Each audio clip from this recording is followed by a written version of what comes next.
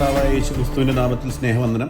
ഇന്ന് നാം വായനയ്ക്കും ചിന്തയ്ക്കുമായി എടുക്കുന്ന വേദഭാഗം വിശുദ്ധ മത്തായി എഴുതിയ സുവിശേഷം 18-ാം അധ്യായം 15 മുതലുള്ള വാക്യങ്ങളാണ്. 15 മുതൽ 17 വരെയുള്ള വാക്യങ്ങളിൽ പാപത്തിൽ അകപ്പെട്ട ഒരു സഹോദരനെ സഹായിക്കാനും മാനസാന്തരപ്പെടാനുമുള്ള അവസരം നൽകിക്കൊണ്ട് യഥാസ്ഥാനപ്പെടാനുമുള്ള പ്രായോഗിക മാർഗം എങ്ങനെയെന്ന് യേശു കർത്താവ് തന്റെ ശിഷ്യന്മാരെ പഠിപ്പിക്കുന്നത് നാം വായിക്കുന്നു.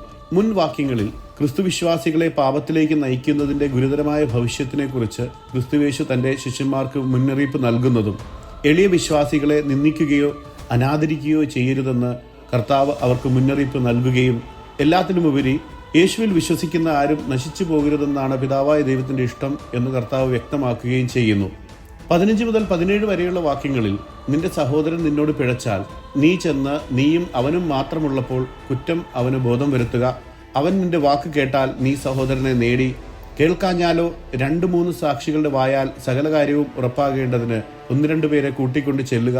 അവരെ കൂട്ടാക്കാഞ്ഞാൽ സഭയോട് അറിയിക്കുക. സഭയെയും കൂട്ടാക്കാഞ്ഞാൽ അവൻ നിനക്ക് പുറജാതിക്കാരനും ചുങ്കക്കാരനും എന്ന പോലെ ഇരിക്കട്ടെ എന്ന് കർത്താവ് പറയുന്നതായി നാം വായിക്കുന്നു.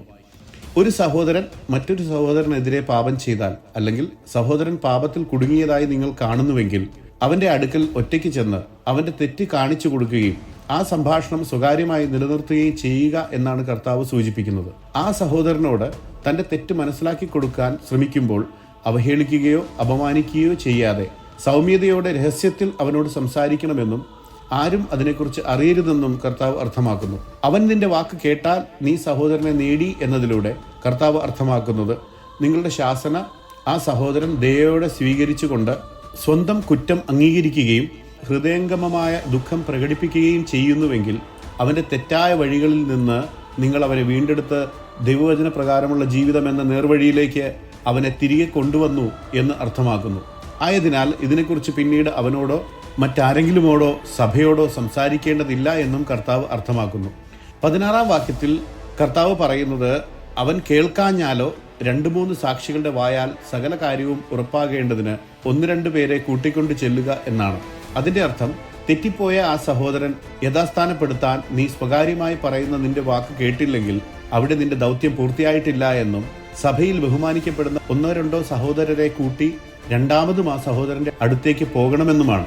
മനുഷ്യൻ ചെയ്യുന്ന യാതൊരു അകൃത്യത്തിനോ പാപത്തിനോ അവന്റെ നേരെ ഏകസാക്ഷി നിൽക്കരുത്. 2-3 സാക്ഷികളുടെ വാമൊഴിമേൽ കാര്യം ഉറപ്പാക്കണം എന്ന് ആവർത്തന പുസ്തകം 19-ാം അധ്യായം 15-ാം വാക്യത്തിൽ ഇസ്രയേൽ ജനത്തിന് ന്യായവിസ്താരം ചെയ്യേണ്ടുന്ന വിധം മോശ മുഖാന്തരം ദൈവം കൽപ്പിച്ചപ്പോൾ കർത്താവ് പ്രതിപാദിക്കുന്ന പോലെ ഒരു വ്യക്തിയെ കുറ്റക്കാരനായി വിധിക്കാൻ ഒരൊറ്റ സാക്ഷിയുടെ മൊഴി മതിയാകില്ല എന്നും കുറഞ്ഞത് 2 അല്ലെങ്കിൽ 3 സാക്ഷ്യങ്ങളാൽ മാത്രമേ ഒരു കാര്യം ഉറപ്പാക്കാവൂ എന്നും എഴുതിയിരിക്കുന്ന മാതൃക തന്നെയാണ് കർത്താവ് ഇവിടെയും അരുളി ചെയ്യുന്നത് എന്ന് വ്യക്തമാണ്. 17-ാം വാക്യത്തിൽ ആ സഹോദരൻ അവരെയും ശ്രദ്ധിക്കാൻ വിസമ്മതിച്ചാൽ അത് സഭയോട് പറയുകയെന്നും ആ വ്യക്തി സഭാസമൂഹത്തെ പോലും ശ്രദ്ധിക്കാൻ വിസമ്മതിച്ചാൽ അയാൾ നിങ്ങൾക്കൊരു വിജാതീയനും ചുങ്കക്കാരനും എന്ന പോലെ ആയിരിക്കട്ടെ എന്ന് കർത്താവ് പറയുന്നു. യഹൂദന്മാർ വിജാതീയരുമായും ചുങ്കക്കാരുമായും ഒരിക്കലും സഹവസിച്ചിരുന്നില്ല എന്നതുകൊണ്ടാണ് കർത്താവ് ഈ ദൃഷ്ടാന്തം പറയുന്നത്. അതായത് വഴിവിട്ട് നടക്കുന്ന സഹോദരൻ 1-2 പേരെ കൂട്ടിക്കൊണ്ട് ചെന്നപ്പോൾ അവരുടെ ഉപദേശം സ്വീകരിക്കാൻ വിസമ്മതിച്ചാൽ ആ വ്യക്തിയുടെ അടുത്തേക്ക് 3-ാം തവണയും ചെല്ലണമെന്നും എന്നാൽ ഇത്തവണ മുഴുവൻ വിശ്വാസികളുടെ കൂട്ടായ്മയെ ഈ കാര്യം അറിയിക്കുകയും സഭ ഒന്നിച്ച് അദ്ദേഹത്തെ തെറ്റുതിരുത്താൻ ആഹ്വാനം ചെയ്യണമെന്നും കർത്താവ് കൽപ്പിക്കുന്നു. അങ്ങനെ ആ സഹോദരൻ പശ്ചാത്തപിച്ചാൽ അവനെ പുനഃസ്ഥാപിക്കുകയും നഷ്ടപ്പെട്ട ആടിനെ അന്വേഷിച്ചു പോയ ഇടയൻ അത് കണ്ടെത്തിയപ്പോൾ സന്തോഷിച്ചതുപോലെ കൂട്ടായ്മയിലേക്കുള്ള അവന്റെ തിരിച്ചുവരവിൽ എല്ലാവരും അവനെ സന്തോഷത്തോടെ സ്വീകരിക്കുകയും ചെയ്യുക എന്ന് കർത്താവ് അർത്ഥമാക്കുന്നു. എന്നാൽ ആ സഹോദരൻ തന്റെ പാപങ്ങളിൽ തുടരാനും സഭയുടെ സാക്ഷ്യത്തിനെതിരെ നിലകൊള്ളാനും തീരുമാനിച്ചാൽ ആ വ്യക്തിക്ക് സഭയ്ക്കുള്ളിൽ അംഗീകാരമുള്ള സ്ഥാനം ഉണ്ടാവരുത് എന്ന് കർത്താവ് അർത്ഥമാക്കുന്നു. നിങ്ങളുടെ ഇടയിൽ നിന്ന് തിന്മ നീക്കം ചെയ്യുക എന്ന് മോശയുടെ നിയമത്തിൽ പറഞ്ഞിരിക്കുന്നതിന് സമാനമായി സഭാസമൂഹത്തിനുള്ളിൽ പാപജീവിതം നയിക്കുന്ന വ്യക്തിക്ക് ഒരു സ്ഥാനം നേടാനോ കൂട്ടായ്മയിൽ പങ്കുചേരാനോ അവസരം നൽകരുതെന്നാണ് കർത്താവ് ഇവിടെ കൽപ്പിക്കുന്നത്. സഹോദരന്മാരെ, ഒരു മനുഷ്യൻ വല്ല തെറ്റിലും അകപ്പെട്ടു പോയെങ്കിൽ ആത്മീയരായ നിങ്ങൾ അങ്ങനെയുള്ളവനെ സൗമ്യതയുടെ ആത്മാവിൽ യഥാസ്ഥാനപ്പെടുത്തുവിൻ. നീയും പരീക്ഷയിൽ അകപ്പെടാതിരിപ്പാൻ സൂക്ഷിച്ചുകൊള്ളുക എന്ന് ഗലാത്യ ലേഖനം 6-ാം അധ്യായം 1-ാം വാക്യത്തിൽ പറയുന്നത് ഇതിനോട് സമാന്തരമാണ്. കൂടാതെ സഹോദരന്മാരെ, നിങ്ങളിൽ ഒരുവൻ സത്യം വിട്ട് വഴിതെറ്റിപ്പോവുകയും അവനെ ഒരുവൻ തിരിച്ചു വരുത്തുകയും ചെയ്താൽ പാപിയെ നേർവഴിക്ക് ആക്കുന്നവൻ അവൻ്റെ പ്രാണനെ മരണത്തിൽ നിന്ന് രക്ഷിക്കുകയും പാപങ്ങളുടെ ബഹുത്വം മറയ്ക്കുകയും ചെയ്യും എന്ന് അവൻ അറിഞ്ഞുകൊള്ളട്ടെ എന്ന് യാക്കോബിൻ്റെ ലേഖനം 5-ാം അധ്യായം 19 മുതൽ 20 വരെയുള്ള വാക്യങ്ങളിൽ കാണുന്നതും കർത്താവ് പറഞ്ഞ തത്വത്തിന് സമാനമാണ് എന്ന് മനസ്സിലാക്കാം. 18-ാം വാക്യത്തിൽ നിങ്ങൾ ഭൂമിയിൽ കെട്ടുന്നതെല്ലാം സ്വർഗത്തിൽ കെട്ടപ്പെട്ടിരിക്കും, നിങ്ങൾ ഭൂമിയിൽ അഴിക്കുന്നതെല്ലാം സ്വർഗത്തിലും അഴിഞ്ഞിരിക്കും എന്ന് ഞാൻ സത്യമായിട്ട് നിങ്ങളോട് പറയുന്നു എന്ന് കർത്താവ് പറഞ്ഞത് മത്തായി 16-ാം അധ്യായം 19-ാം വാക്യത്തിൽ കർത്താവ് പത്രോസിനോട് പറഞ്ഞതുപോലെ തന്നെ തൻ്റെ എല്ലാ ശിഷ്യന്മാർക്കും അതേ അധികാരം നൽകുന്നതായി കാണുന്നു. 18-ാം വാക്യത്തിൽ നിങ്ങൾ ഭൂമിയിൽ കെട്ടുന്നതെല്ലാം സ്വർഗത്തിലും കെട്ടപ്പെട്ടിരിക്കും എന്നതുകൊണ്ട് മനുഷ്യരുടെ പാപങ്ങളെ ബന്ധിക്കുകയോ അഴിക്കുകയോ ചെയ്യുന്നതിനെക്കുറിച്ചല്ല, മറിച്ച് മുൻപ് വഴിതെറ്റിയ സഹോദരന്മാരെ യഥാസ്ഥാനപ്പെടുത്തുന്നതോ സഭയിൽ നിന്ന് വിലക്കുന്നതോ ആയ കാര്യങ്ങൾ ഉൾപ്പെടെ പരിശുദ്ധാത്മാവിനാൽ നയിക്കപ്പെടുന്ന അപ്പോസ്തലന്മാർ സഭയിൽ വിലക്കപ്പെട്ടതും നിയമവിരുദ്ധവുമെന്ന് പ്രഖ്യാപിക്കുന്ന കാര്യങ്ങൾക്ക് ദൈവത്തിൻ്റെ അംഗീകാരമുണ്ടായിരിക്കും എന്നതിനെ സൂചിപ്പിക്കുന്നു. യേശുവിൽ വിശ്വസിക്കുന്നവരുടെ സഭാ സമൂഹത്തിൽ നിന്ന് ആളുകളെ ഉൾപ്പെടുത്താനോ നീക്കം ചെയ്യാനോ ഉള്ള അപ്പോസ്തലന്മാരുടെ അച്ചടക്ക നടപടികൾ ഉൾപ്പെടെയുള്ള തീരുമാനങ്ങൾ സ്വർഗം സ്വീകരിക്കുമെന്ന് ഇത് സൂചിപ്പിക്കുന്നു. അതുപോലെ തന്നെ നിങ്ങൾ ഭൂമിയിൽ അഴിക്കുന്നതെല്ലാം സ്വർഗത്തിലും അഴിഞ്ഞിരിക്കും എന്ന പ്രസ്താവന കൊണ്ട് സഭയുടെ നടത്തിപ്പിൽ അപ്പോസ്തലന്മാർ അനുവദനീയവും നിയമാനുസൃതവുമാണെന്ന് പ്രഖ്യാപിക്കുന്ന കാര്യങ്ങൾക്ക് ദൈവത്തിൻ്റെ അംഗീകാരമുണ്ടായിരിക്കും എന്നതിനെയും സൂചിപ്പിക്കുന്നു. ഉദാഹരണത്തിന് അപ്പോസ്തല പ്രവൃത്തികൾ 15-ാം അധ്യായം 10 മുതൽ 20 വരെയുള്ള വാക്യങ്ങളിൽ കർത്താവ് കൊടുത്ത അധികാരത്തിലും പരിശുദ്ധാത്മാവിൻ്റെ നിയന്ത്രണത്തിലും വിശ്വാസികളാകുന്ന ജാതികൾക്ക് പരിച്ഛേദന ഉൾപ്പെടെയുള്ള മോശയുടെ നിയമത്തിലെ കാര്യങ്ങൾ ആചരിക്കേണ്ടതില്ലെന്ന് അപ്പോസ്തലന്മാർ പ്രഖ്യാപിച്ചതായി കാണാം.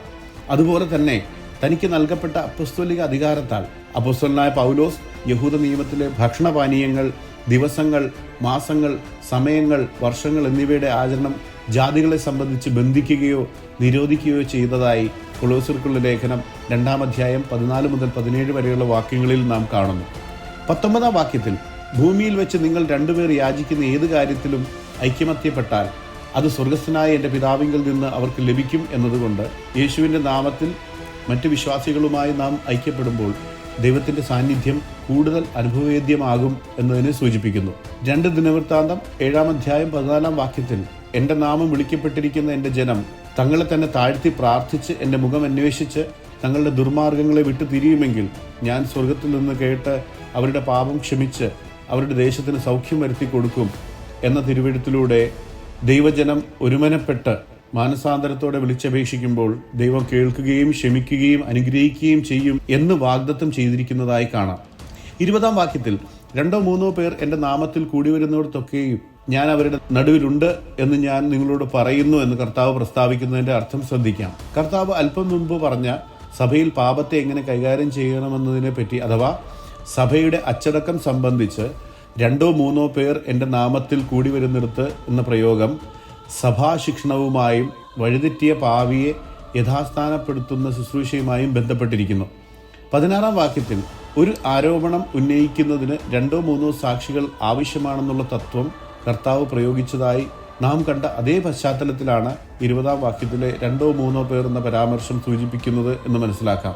അതായത് പാപജീവിതം നയിക്കുന്നവരെ യഥാസ്ഥാനപ്പെടുത്തുന്നതിനായുള്ള സഭയുടെ കൂട്ടായ ശിക്ഷണ പ്രക്രിയയ്ക്ക് കർത്താവിൻ്റെ സാന്നിധ്യവും അംഗീകാരവും ഉണ്ട് എന്നതിനെ സൂചിപ്പിക്കുന്നു.